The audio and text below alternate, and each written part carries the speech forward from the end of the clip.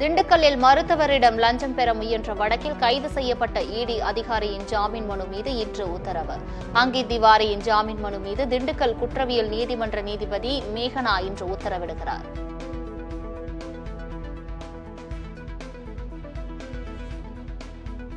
நாடாளுமன்ற தேர்தல் ஏற்பாடு குறித்து ஆய்வு செய்ய இந்திய தேர்தல் ஆணைய அதிகாரிகள் இன்று சென்னை வருகை.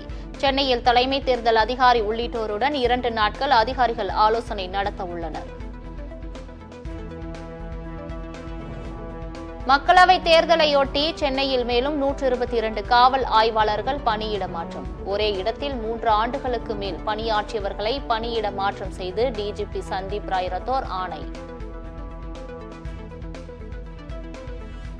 சாத்தான்குளம் வியாபாரிகள் கொலை வழக்கில் எஸ்ஐ ரகு கணேஷ் ஜாமீன் கோரிய வழக்கு இன்று தீர்ப்பளிக்கிறது சென்னை உயர்நீதிமன்ற மதுரை கிளை.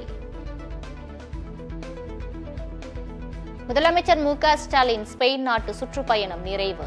8 நாள் ஸ்பெயின் பயணத்தை முடித்துக் கொண்டு நாளை காலை சென்னைக்கு திரும்புகிறார்.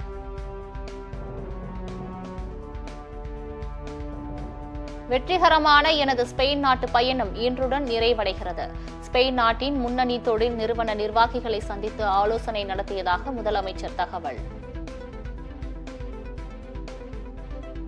திருப்பூரில் அமலாக்கத்துறை அதிகாரிகள் என கூறி நூல் வியாபாரியிடம் 1,69,00,000 ரூபாய் கொள்ளை. போலி அமலாக்கத்துறை அதிகாரிகள் 5 பேர் கைது செய்யப்பட்டு 89 லட்சம் ரூபாய் பணம், 3 கார்கள் பறிமுதல்.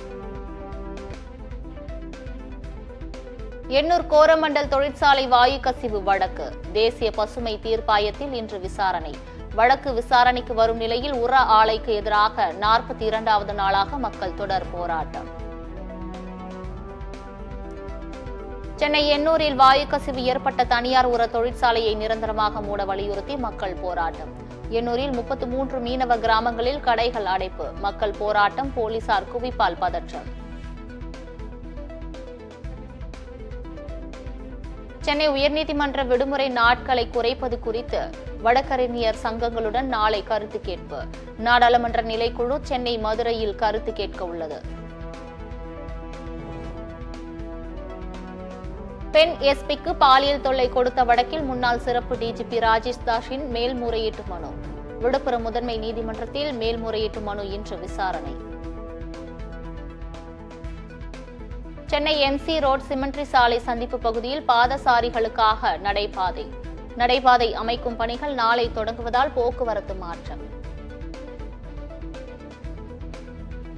கோவாவில் இந்திய எரிசக்தி வார நிகழ்வுகளை இன்று தொடங்கி வைக்கிறார் பிரதமர் மோடி. எரிசக்தி வாரத்தையொட்டி கண்காட்சி, கருத்தரங்குகளில் 17 நாடுகளின் அமைச்சர்கள் உள்ளிட்டோர் பங்கேற்கின்றனர்.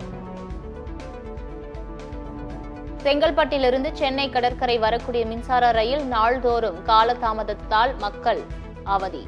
அதிகாரிகள் உரிய விளக்கம் அளிக்காமல் அலட்சியம்.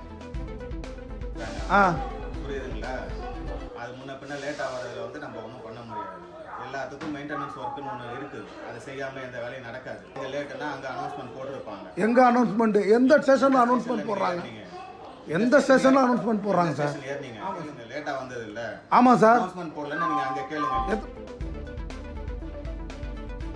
உத்தரகாண்ட் சட்டப்பேரவையில் பொது சிவில் சட்ட மசோதா இன்று தாக்கல்.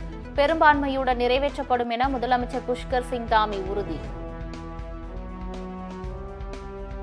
இந்திய ராணுவ துணை தளபதியாக உபேந்திர திவேதி நியமனம். உபேந்திர திவேதி வரும் 15ஆம் தேதி பொறுப்பேற்க உள்ளதாக அறிவிப்பு.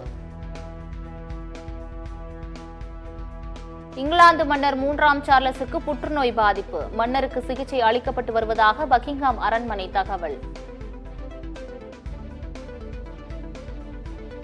626வது நாளாக பெட்ரோல், டீசல் விலையில் மாற்றமில்லை. 1 லிட்டர் பெட்ரோல் 102 ரூபாய் 63 காசுகளுக்கும், 1 லிட்டர் டீசல் 94 ரூபாய் 24 காசுகளுக்கும் விற்பனை. செங்கடலில் கப்பல்கள் கடத்தப்படும் விவகாரம் காரணமாக ஏமன் பிரதமர் மயின் அப்துல் மாலிக் சயீத் நீக்கம். ஏமன் வெளியுறவுத்துறை அமைச்சர் அகமது அவாத் பின் முபாரக் அந்நாட்டின் புதிய பிரதமராக நியமனம். இறுதிக் கட்டத்தை எட்டிய இளையோர் உலகக்கோப்பை கிரிக்கெட் தொடர். பெனோனியில் இன்று நடைபெறவுள்ள அரையிறுதி ஆட்டத்தில் இந்தியா, தென்னாப்பிரிக்கா அணிகள் மோதல்.